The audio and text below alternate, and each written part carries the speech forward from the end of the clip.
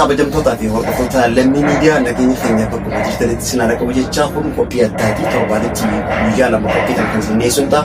Qophii keenya qophii addaatiin ammoo namoota uummata Oromootiif waan garaagaraa hojjetan karaa hawaasummaa, karaa aadaa, karaa guddina aadaa fi afaan Oromoo akkasumas dammaqinaa fi qaroomina uummata Oromoo keessatti nama seenaa guddaa hojjete qophii kanaan gadheessinu ta'a.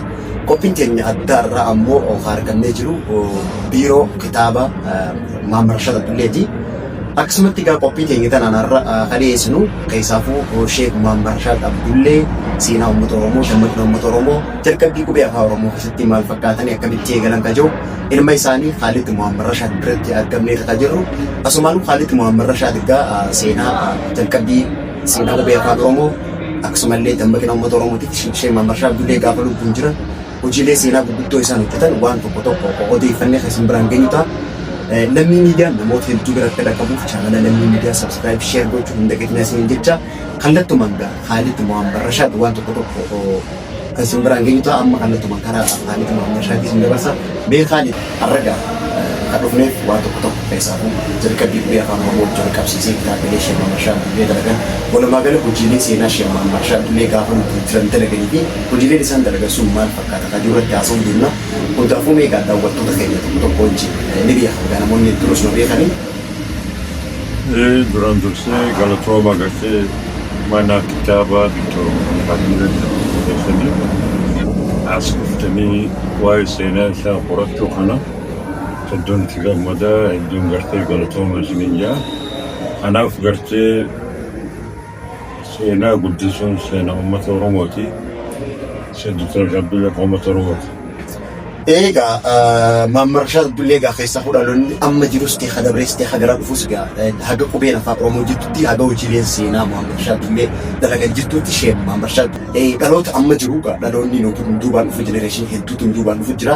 Dhaloonni kun seenaa ifee akkasirratti beekan seenaa abbootii isaanii akkasirratti beekan akka hubannoof ta'utti meeqa Dr. Sheek Maamar Rashad Abdullee biyyoota garaagaraa keessatti biyyoota addunyaa kana hedduurra jiranii deemanii kan jiranii Dr. Sheek Maamar Rashad Abdullee akkaan dhageettanii illee akkaan seenaa odeeffadhetti osoo qubee afaan Oromoo hin hojjetin dura qubee Laatiin irra hin hojjetin dura gara biyya Kaayirooti kan turanii mee jalqabbii qubeen afaan Oromoo yeroo jalqabatti qubeen irratti katabaa jiru tuni eessatti eegale kan itti eegalte? Egaa Dr. Muhammad Abdullee osoo haasaween Dr. Abdullee sana Dr. Abdullee nama isheen jiru qabdu mataa isaa nama qabsaawaa nama tiitii afaan darbee tiitii waraanaa miti tiitii afaan isa dura dalaga nama amantii islaamaa babbaa gartee tolche nama raadiyoon shirraa dubbate nama gartee Haile Sillaasee afaan Oromoo kana raadiyoon cabsu kadhee dura dhaabbatee lakkiin hin cabsu jee. Anaaf Dr. Abdullee gaafa biyyarraa bahu 1949 akka Firiijiitti gaafa sana umrii isaa 16 ulfaatan biyyarraa uffuu bahu Suudii deeme Suudiirraa Dimishqii deeme Dimishqirraa amata 5 ta'e Suuriyaadha. Suuriyaa taa'u 54tti Masrii seene 54 irraa hanga 61 Masrii ture barnoota yuunivarsiitii. Qubee sana yoo itti deebine 1958 gaafa inni yuunivarsiitii qara'u 58 waldee barreessitoota waldee agartee barattoota adda addaatu jira yuunivarsiitii keessa. Oguu achi deeme qubee sana afaan keessatti haasa'u malee dubba katabuu sirna barreeffamaa qabu hin qabdan gartee achitti arrabsanii hinaafee barattoonnummaa biyya Masrii sun jira. Lakki Itoophiyaati. Warri Itoophiyaa yeroo sana barate. Waldee itti gaafatama afaan warri Amaaraadha. Afaan keessan ni dubbata malee katabamu qubeen qabdanii. Bara 1968 gaafas inni kutaa lammaffaa qaroo ture yuunivarsiitii Waggaa lammaffaa isaa jechuudha. Lammaffaadha. Dhufee aaree hinaafee akkamitti qubeetti nuti qubeen arrabsanii qubeen qabdanii jee qubee kana afaan Arabitti seenanii qubee afaan Arabii jecha afaan Oromooti. Jecha afaan qubee afaan Arabaa kanaan jecha sagalee afaan Oromoodhaan jalqabaadha. Gaafas inni gaafas nama gartee jalqaba nama tokkoffaa gartee yuunivarsiitii saseenan nama Oromoo irraa nama jalqabaatti. Oromoo miti nama alarraa dhufu barattoota alarraa dhuftu gartee isaatu jalqaba tokkoffaa saseenan yuunivarsiitii yuunivarsiitii Alazaarii yuunivarsiitii Alazaarii itti gaafatamaa pirezidaantii bira deeme nuti afaan ni qabna qubee ni qabna jee raadiyoo nu kennii jee raadiyoo barbaadna raadiyoo gartee bakka akka waan dabarsan dabar. Tamsaasa raadiyoo yeroo sanu. Ayiroo raadiyoo. 58. Musa kan 58. Akka lakkoofsa Awuroopaatti. Yuunivarsiitii itti gaafatamaa yuunivarsiitii Alaadaaritti waraqaa barreessee Jamal Abdinaasirti mootummaa pirezidaantii yeroo sanii. Jamal Abdinaasir waraqaa barreessee kutaa Somaalee jala daqiiqaa 5 kanneen. Afaan Oromoo. Afaan Oromoo. Afaan Oromoo jalqabbiin raadiyoon sagantaan raadiyoo afaan Oromootti jalqabe yeroo jalqabaatiif Masriitti jechuudha. Jalqaba 58 kun. Hayyee. Dhufee osoo kana jiru Somaalee jalatti seensan kutaa Somaalee jala. Kutaa Somaalee jala galchina afaan. Maal daqiiqaa 5 kannanii. Daqiiqaa 5. 5 Hayyee. Akka gartee waan inni dabarsee waa'ee nama dambeessuu fi wanni katabbii fi kana jiru. 61ffaa 62ffaa yuunivarsiitii fite 63ffaa Somaalitti ergame. Biyya Somaaliyaa. Biyya Somaalitti ergame. Alaazar wajji daruu ture dammoota isaan sana ture. Hayyee. Alaazar yuunivarsiitii Alaazar dhufee hanga 65tti Alaazar wajji daruu ture warra Masriidha. Yeroo san ergama maaliitti qabatanii biyya Somaaliyaatti kalaqan? Masriitu erge. Masriin maaliif Somaaliyaatti ergan? Akka qaraas. Somaaliyaa akka barsiisu. Eega. Hayyee. Akka barsiisu akka gartee isaan dammoota kana ture. 65tti dhaaba Somaal galbeetti dhaaba. Dr. Shamal Marshaad jechuudha. Dhaaba Somaal galbee gaafsan eenyu Somaal Abboo Jaanii Hasan eenyu kun Dr. Ismaa'ilii Elmoo Qixxuu Hussein Bunnee Somaal galbee ijaaranii dhaabbata Somaal galbee Jaanii Somaal Abboo Jaanii maqaa hedduu qaban gaafas. Somaaleen dippiloomaasiidhaan mootummaa Itoophiyaa dhahuudhaaf Somaalee Abboo Janii gara Hussein Bunnee kana fa'aan gara gootota Baalee kanaan sochii galanii jechuudha. Gaafas abbaa himaa gaafas. Yeroo Salmaan Marshaad Somaaliyaa jira? Somaaliyaa jira. Hayyee. Inni Masrii wajji dalaguu ture gaafas. Dalaydoo Masriidha. Hayyee. Hojjettoota yuunivarsiitii Alaazaar jala. Uummata Somaalee kana gara dippiloomaasiitiinis gara barsiisuutiinis achi jira jechuudha. Achi jira. Hayyee beekaa. Maal jaan? Ati uummata Oromoo kana yoo wajji seenuu barbaadde hojii Masrii sana dhiinsiidha. Uummata? Somaalee kana jette. Hojjettoota Somaaleen. Ati amma ambaadha. Alarraa dhuftee warra alarraa wajji dalaguu jirta. Ka alarraa kana dhiisa. Asitti himbatti maqaa agartee warri Somaalee dalayduu Somaaleen. Sumboota dhiisee itti gaafatama agartee maal jaan biiroo agartee waa'ee akaadimii kana agartee aadaa turizimii ka Somaalee ture. Biiroo aadaa turizimii ka Somaalee kutaa afaan Arabii isaatti gaafatamaa ture 65tti. Gaafas Somaal Abbootii akkam yeroo kana Somaaliyaan akkan seenaa dhadhageetti Somaaliyaa yeroo san walaboomteetii qubee mataa fi hojjechuudhaaf sitti dhufu jedhama. Gaafa inni biiroo aadaa turizimii ture Somaaleen qubee baafate. Inni koree keessa ture. Koree gartee Koree waa kana filatu qubeessa afaan Oromoo afaan Somaalee akka gartee achi ture inni afaan Ingilizii kana barra jaatamni beeka waan kanatu gargaare dhufee Koree keessa ture Koreen qubee filattee hogguu abbaa fi qubee sanaaf arge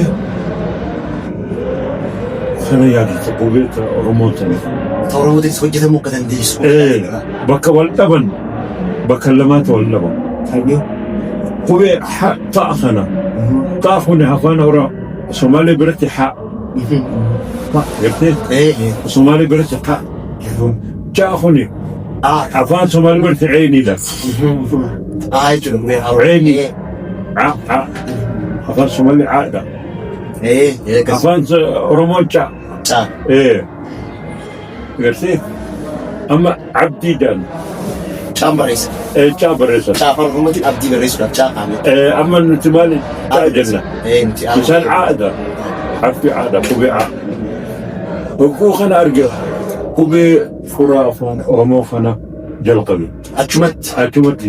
Osoo qubeen achirraa sagalee qubee kitaaba kana. Furaa afaan Oromoo qubee kafooyyee bee kana kuni. Kana jechuudha. Kanaati kan jalqaba kana furaa ilaala magaalaa Moqdishoo jaa. Afaan Oromootiin jiraate? Eega. Furaa afaan Oromoo jira dhugaa. Eega. Kitaaba kana lafa kaayee tolchee. Amma bara meeqatti kitaabni kun? Kuni 65 kaayee. 65 osoo qubeen afaan Oromootu wanti ittiin dura jechuudha. Kitaaba kana ol baata. Kitaaba kana 68 maxxanfame. Bara 1998. Disembarii baasee Disembar. Duraan harki isaa tokko harkadha. Biriltii kun harkadha laa. Akkana fakkaata. Sagalee.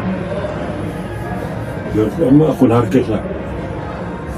Harkaan bucamee ture. Eega. Duraan taayibii kana kan qabanee.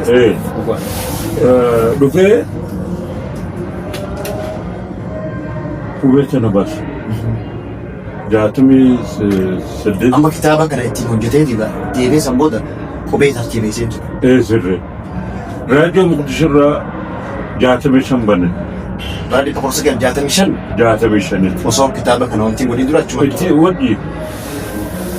Jaazbari gaafatee jaazbaritti yaa'ame Somaalee jalatti. Inumaa yeroo sanii yeroo raadiyoo banu raadiyoon afaan Oromoo sagantaa afaan Oromoo kan immoo afaan Oromoo hin jedhanii afaan qottuu jedhanii fa'aa dabarsaa turan jedhanii akka nuyi afaan qottuu fi afaan Somaalee abboo fi afaan eenyuu fi afaan qottuu baasii marguu ture. Afaan jinni haa ta'u jee. Garuu afaan Oromoo haa dabru malee waan fedhaa ta'u. Asitti wal dhabanii warri gartee Hararitti dhufanii warri Harar lakkii latiyaa abboo kana hin barbaanne. Maal abboo kana maal hima Oromoodha. Gaafas Oromoon maqaa Oromoo kana katabbaan jedha. Maqaa Oromoo kana hin jiru. Hin jiru. Dhoorgadha. Maqaa Oromoo himachuun kani. Dhoowwaa waan ta'eef. Dhoowwaadha. Qottuu jedhu isaanis Somaaleelis. Qottuu. Nama qottu gartee hundinuu qottuu jedha. Amma ona Somaaleen eenyu Oromoodha. Ona Somaaleen Oromoodha. Dhufee xiqqoo wal dhabanii warri Haranii dhufanii isaan dhaaba keessa turanii. Hararii. Lakkee Somaalitti namoota gariin isaanii dhufee maal jedhan qubeetti na baasu. Qubeetti nugguu baasu kitaaba furaa afaan Oromoo fuudhanii Somaalitti maxxansu. Somaaleen kun maxxansu. Dhufanii itti kaa'anii maaliif qubeetti jaazbari gaafatanii maaliif barreessuuf qubeetti maxxansu. Warra Somaalee jaan. Lakkii warra Itoophiyaatti. Itoophiyaatti. Okay. Qubeetti maaliif jaanii inni maal jee rakkina maal qabaa rakkina uumaan qabu ana rakkina qabu rakkinni kanu Hayyee. Itti kanaafatu kana. Namichi kun maali inni? Namichi Oromoodha. Gaachana gaftee kana qabatee. Maal hima? Oromoo falmachuu akka danda'u. Diina isaa gaachana akka fira dha'u. Falmachuudha. Kana nama rakkisu malee. Malee qubee rakkoo qabu jee. Qubee keessatti wanja dhufanii akkanatti jaalbaratti Somaali. Siyaabirreen qubee maa rakkoo qabaa jennaan namicha kan rakkoo qabutti. Kanaatu rakkoo qabu malee. Rakkoo qabaa jennaan Somaalitti hubachiisuu barbaada. Somaali abboo godhaa jira. Somaali abboo maaliif goonaa jira abbaatii. Siyaabirreen Somaali abboo godhaa jira suuraa kana. Hayyee. شوفي صار السمنتري في أبشر قلت لي خواتم وجد في رجال بلدي أفان أورمو خلا متتام خنا أفان أورموتي بود قولي خف قوتي قولي يافت خاصم خارمو خنا كودي بنا دا خني منشا في بلاوة خني مالي أرجيلا حسن علي تقال سقطتمي تقطي فرزانتي بوتمان بلدان الأرمية لا يا أي تقفى دا يا أي تقفى خنا ما أخوي رجع يا بس سقطتمي تقطي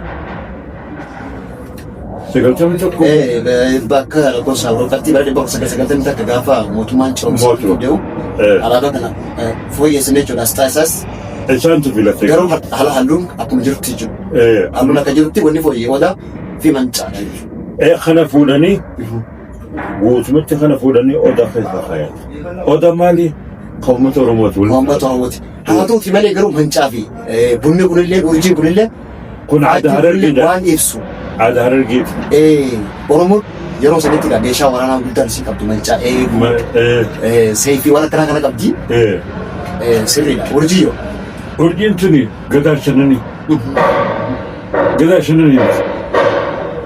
حسن علي في كوما دمقساتو باسن باسن خنا باسن شغل في تكوت في سباسني ودا في سنة أودا خير أودا فني أوروما ولتي كم أما لولي كارتون أما كارتون أسمع ليرسي سمندي ثم كارتون ليرسي ثم كارتا إني ولا فخاية كارتا قدرة لا فش ما بس يجيبسو أي دوسي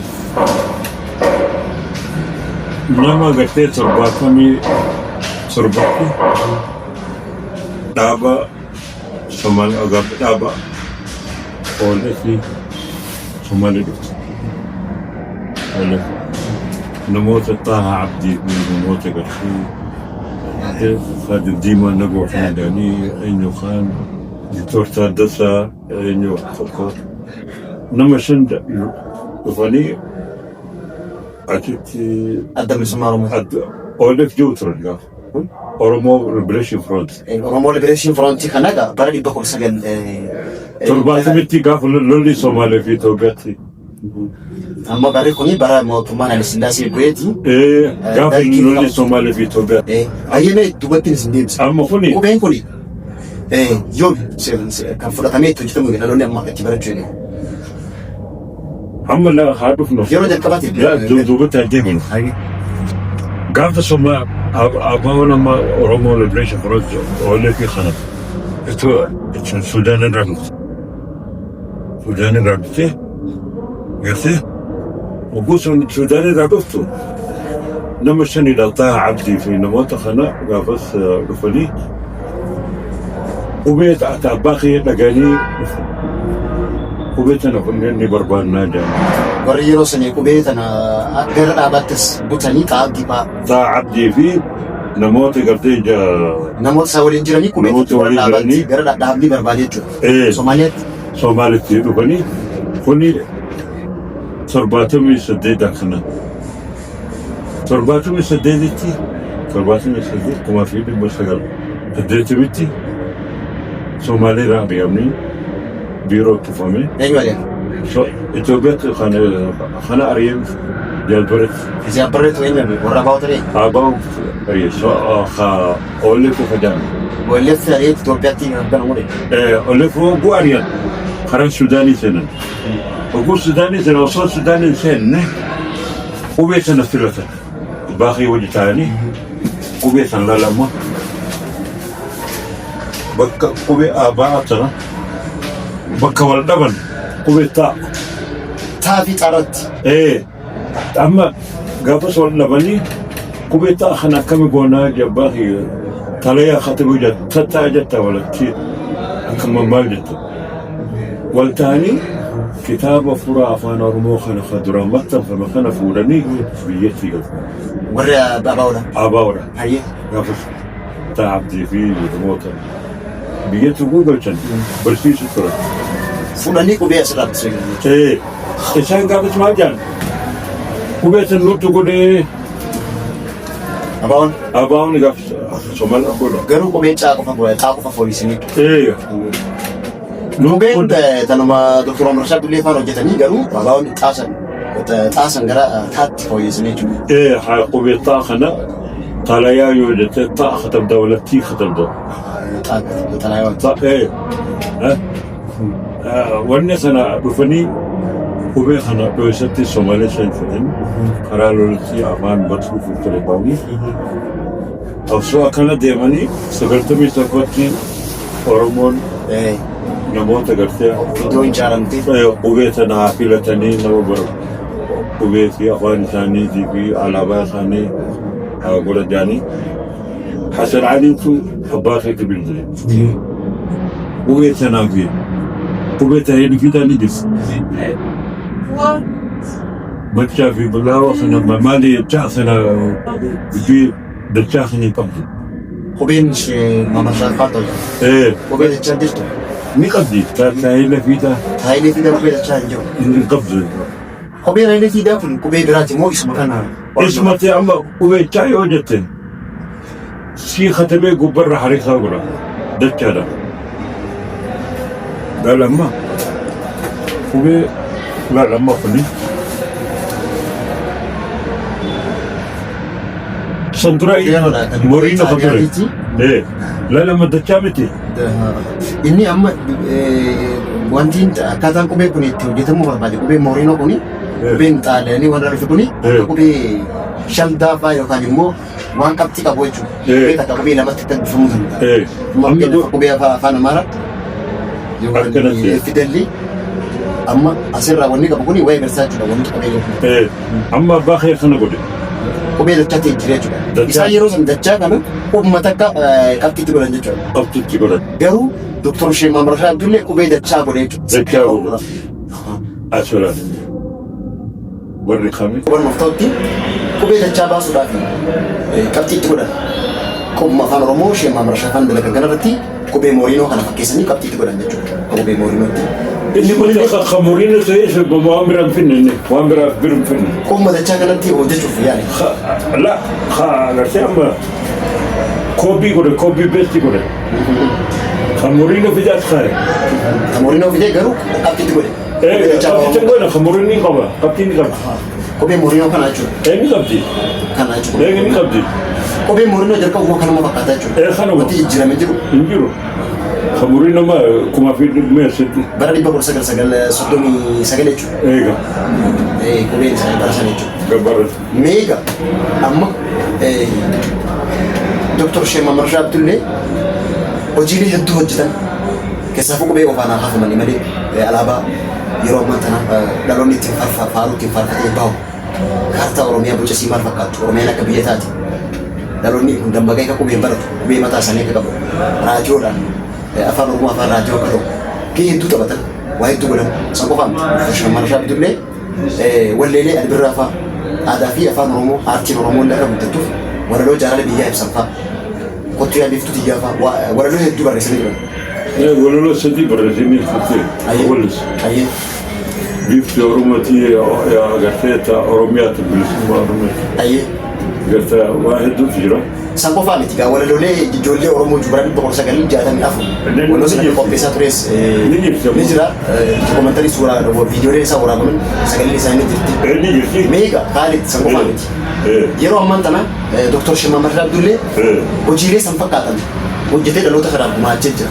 Hojiilee Sheikh Muhammad Abdullee hojjetanii lafa dhiisan kagalman gahii jiranii sibiraas haa ta'u أما لا يا دكتور محمد أنا يقول كتابا لفخاية كتابا صدمنا كتاب بلي صدمة أيه إني أنا قلت تولتي لفخاية أفان روموتي أفان روموتي لا أفان روموتي كتاب صدوم الرئيسي إيه أيه أما كتابا صدمين خنا الله قالني خرب بيتي كتابة أفرمة تنسل كتاب صدوم بري فمن كيسا كتاب أفرتم التفرم أنا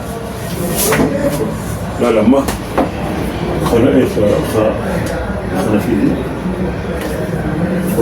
فرافان رومي يردي بك متى فمي إيه خنا لا أما كتابا خمت فمي كتابا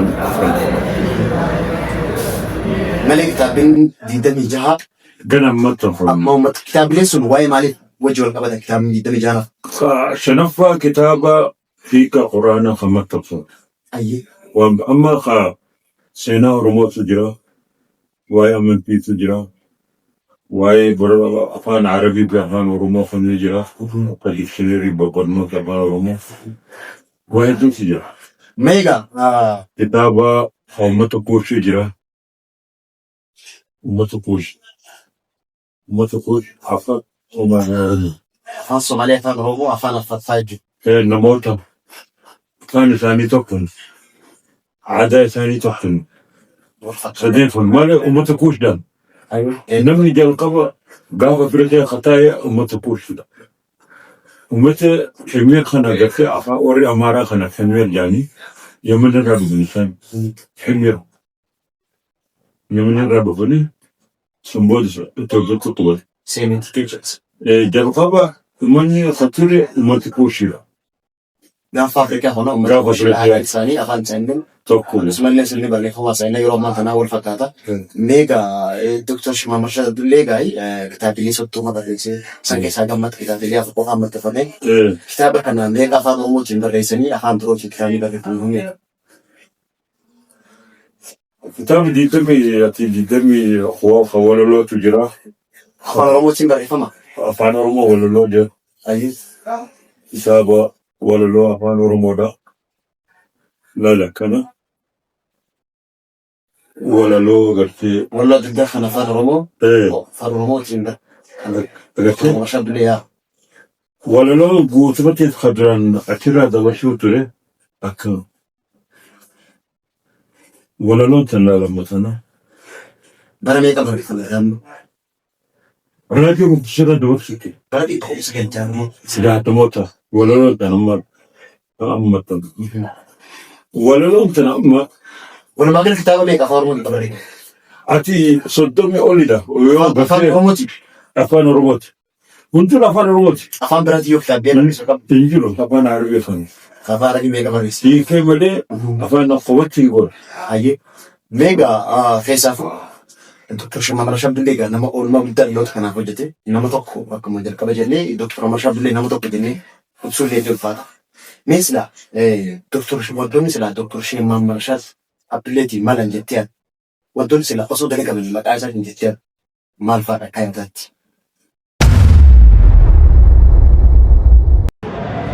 بقى دكتور شما مرشد ليجا نموت أورمو كنا وان قد ما يجي مثلا مدرهم قربنا مصرهم واحد دور جدني سلام مقاي سانيتي ما توصل جدني ستونا وان كان اوصل جدني يتي وان كان ما تجي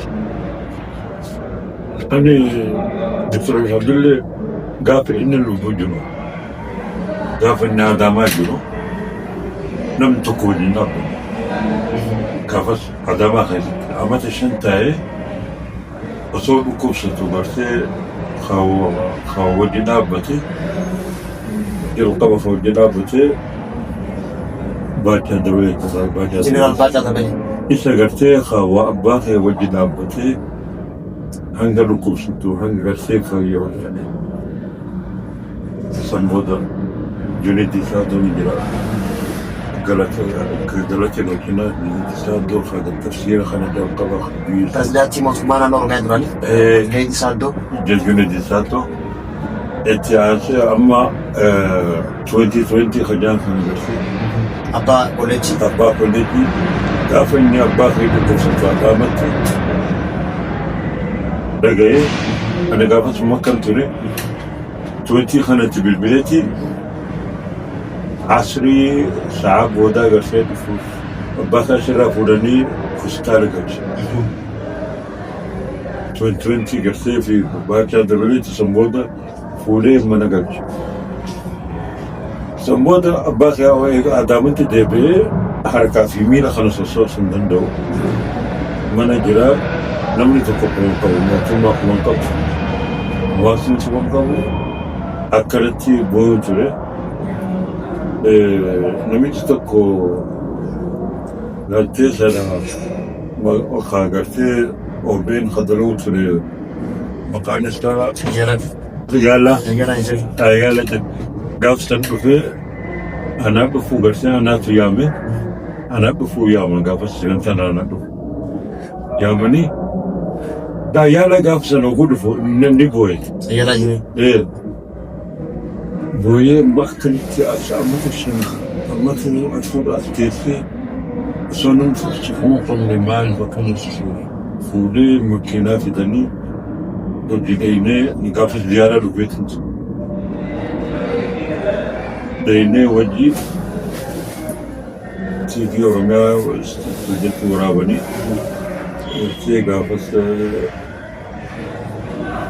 anaa dhufuu jaanetti waan hedduu irraa waraaba. Qophii anaa dhufuu irratti gaafa dhiyaatu ni deemee akka ajaa'ibaa ta'e gaafsan. Ture. Achirratti seenaa Maammarshaa Abdullee hanga tokko. Egaa amma sun inni bira jirtiin amma wanni gaafas waan inni hojjete hanga ammatti hin deebine waan inni agarsiifatu. Meegaa Dr. Maammarshaa Abdullee egaa nama saba kanaaf aarsa guddaa keessaa hojiilee bobboosaati sabni kunarra akka saba afaan qabu akka saba qubee qabutti akka saba aadaa fi aartii qabutti sadarkaa kanarraa akka gaaniif namni Dr. Maammarshaa Abdulleetti qooda qabu jiru yeroo du'aallee haala ammaatiin tukaran haala nama gaddisiisu gara fuula rabbii deemanii isa booda gaa namni hojii seenaa hojjetu maqaan jiraata waliin jiraachuu baatees mee maqaa isaaniitiin wantoonni sila Dr. Maqaa Maammarshaa Abdulleetti jiraatan jettee yaaddu maal hawwita? Akkuma siin jedhu Dr. Abdullee wanni jiru ture. Oromoo sana rabbii jettu godheetiin ani waan irraa gadhu. Ani keessatti irraan barbaadu. Hin barbaadu. Ani Oromoon komodhu jedhu. Ani Oromoon komodhu.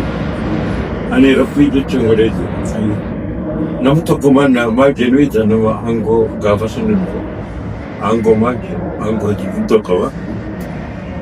Waan ati Somaalitti fakkaafte nuti nyaatu jirraa makiinaatti oofu jirraa nyaata addunyaa jirraa ati maal irraa argattee ani homaan argadhu ani rabbii jecha godheetiin gaafan Somaalii jiru.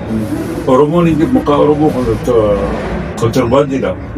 Maqaa qottullee fayyadamanii waa hedduullee. Egaa nuti amma asitti garanni rabbiitii gartee afaan Oromoo barachuu afaan Oromoo mul'isuu kana hedduu nu gammachiisa malee birrii fi kana hin barbaadu jee yoo waan inni malu hanga ammatti hin arganne waan inni akka inni Oromootti lafee gammachiisa. Hayyee meegaa keessaafuu kitaabileen inni barreesse keessaa dhiyeenyatti ammoo baatii dagachuu baadhee gara baatii 8 ni ta'a. Kitaaba Finfinneetti eebbifatanii jirtan magaalaa Finfinnee hojii eegeetti. Kitaabni sun maalii wajjin wal qabata? Kitaabni suni seenaa Dr. Muhammad Sharaf Abdulleeti. Jalqabaa kaasee hanga dhumatti. Kitaaba kanneen osoo lubbuun jiranitti barreessanii. Saatunatti himu ture waan adda addaa agartee namarraa fudhachuu miti. Seenaa Maammarshaa Abdullee of keessaa qaba. Afaan kitaabni kun seenaa Maammarshaa Abdulleeti. Guutummaa isaaniiti. Dhaloota irraa hanga dhumatti eessatti dhalatee akkamitti eessarra baratee eenyuu fi amma laali tuniif abbaa isaatii fi obboleen isaa. Baratu jechuun. Tuni abbaan isaatii fi obboleen maqaan isaanii asirra jalqabu akkanatti maal godhu ture akkamitti godhu ture maal baruu ture guutumatti asirratti. Meeqa Dr. Maammarshaa Abdullee seenaa isaanillee barreessanii hojiileen inni jalqabanillee kan hojjetamneetuuf jireenya kitaabilee hedduu kitaaba gaaf 30 barreessisan keessaa kitaabni 4 qofti maxxananii meeqa kan maleetti kitaabileen alatti Dr. Shemal Rashad Dunnee gaafa jiranitti maal naannata? Wanni dhaammate wanni natti dhaamite Oromoon hin komikin naan jee. Dhaamsuun islaamii Oromoon qubatiin. Hojii keenya ofii malee Oromoon akkan na gooteef ani humaan hin goone ati maal si gootiin jira qarsa akkis hin beeyne. Ani mataa humaan hin goone jira. Ati maal si gootiin jira. Ati hojii garsiisi. Hojjetu malee Oromoon qubatiin. Egaa Oromoo akkan na gootee kana dhiisi. Amma dubbiin naa galtu. Dubbiin amma duraan Oromoo jiru ture. Amma dhiiseetiin kitaaba furaa afaan Oromoo kana maxxanseetiin jalqaba kitaaba hiikaa Qur'aanaa haafa juz'a ammaa maxxanseetiin jira. Kitaaba seenaa kana maxxanseetiin jira. Kitaaba hedduu jira amma kan maxxansiisu barbaannu. Hanga kana dhumuu gashee tarkaanfii deemu. Meegaa Khalid sagantaa fi dhagaa xumuraatti hinneeti irraa mee ati egaa keessaafuu maatiin kee abbaan kee nama uummata Oromoo kanaaf waan guddaa hojjetanii namni hundi ni beeka.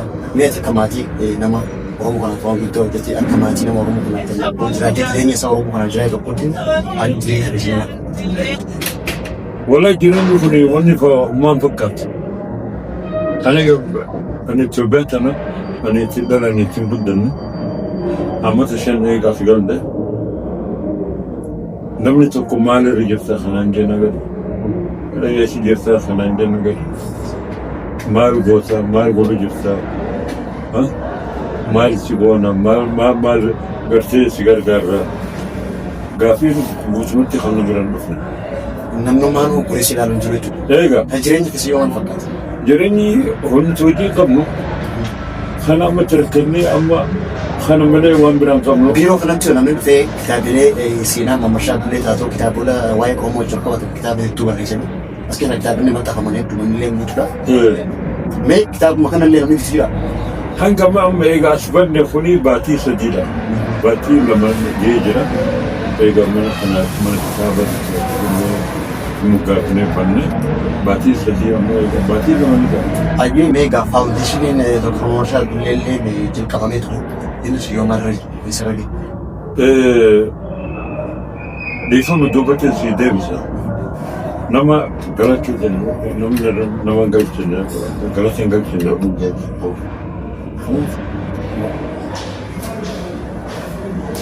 Duraan galata galchuu barbaanne sooressa feenya yaadata juuneefi.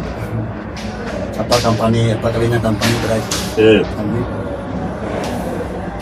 Yaadata jireetiin haa biiroo waajjira biiroo naafnee faawundeeshinii hanga ammatti birrii tokko nan gaafa. Naafanne fooqii isaa adii kana.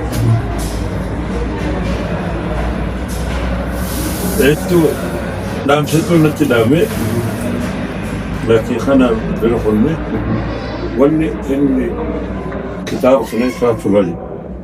Yaadataatu nu taasise. Yaadataatu maxxanse. Itti aansinee kitaaba furaa afaan Oromoo kana. Kanas yaadataatu nu taasise. Yaadataatu maxxanse. Gumaachinni nu gumaache. Itti maxxansine. Akkuma inni maxxanse malee gumaachinni nu gumaacha yaadata mataatti boonne. Garsee? waan nuti amma kabajaan nuti keessa jirru sanaaf mana kana keessa jirru sababni ta'e rabbii booda yaadata Dunnee. Yaadata Dunnee. Agartee biiroo kana bannee isaatti saayimaa. Yaadata Dunnee gaafas yoo inni hin jiraanne nuti amma sosoosuu hin dandeenye.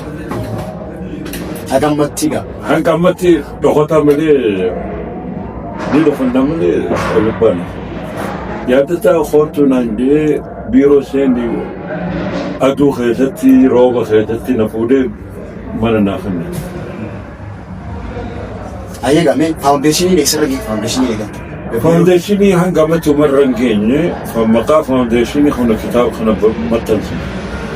كتابنا أفرانكنا كتابنا مقا فاونديشن كمتر زي كذا يادتاتي وما يادتاتي واقنا تمثل فيه صديقنا كتابة صديقنا وما يادتاتي وجيت تنشطن لي أما خفاونديشن وهي أكتروا ثمانية واني خنجرو وديسا هدد أما كتابة وكليس وكتابة مكتنسي أما كتابة صديقني مقا فاونديشن في المتاسم فاونديشن واني وديتاجرو سينات فالفكر الخاص مني كرتي وامبرا فايدة تقوم تجد فايدة أرقد ليه قاعد مرت أما ترى مبلانس إيه ما دام سكبت ما لامت أرمان بلتون دامو أني كتابة فرافان ورمو خنا شنو متنشي لو خنا بيشو بربادين بيتا لو بيشو بربادين حكنا ترافسني رتي أوفنا مالي في كتابة خنا فرافان ورجال بس هناك خنا فتي مترمون يوغرتيك سيناخنا والخاصة ساند تبونا ملانا تنبونا أي دعوتو تاتي وربطوتا لمي ميديا غارا خليا نجرو بيرو خالد مؤمر شاب دولرتي غا سغنتان كينيا حاجة مالتو تفاتر كغانا بكاتا نمرتي غا خالد مؤمر شاتيس أورمون سينا أبا إساني دكتور مؤمر شاب دولي أكن دغنيفي كتابيلي مكا إساني تيمت تفهم كتابيلي هدو جرا أمالي كسمو أمت تفهمين وصول جران كرا كتابو دي تميجا كتاب هيماني جراني تنافقا من يوم بدلان كيسا كنا مولوا بدفتن أمالي فوقا سينا كبتن أسمانو دامس كيني رفتني كتابيلي كنا بإغا برتني سينا دكتور مؤمر شاب دولي غافلو دكتور وجدن اللي أكا برتن دامس كيني سينا برسنا كين جبراتين هنگا ولتدير نتي تربان غاري تربان ملكي سنفاتو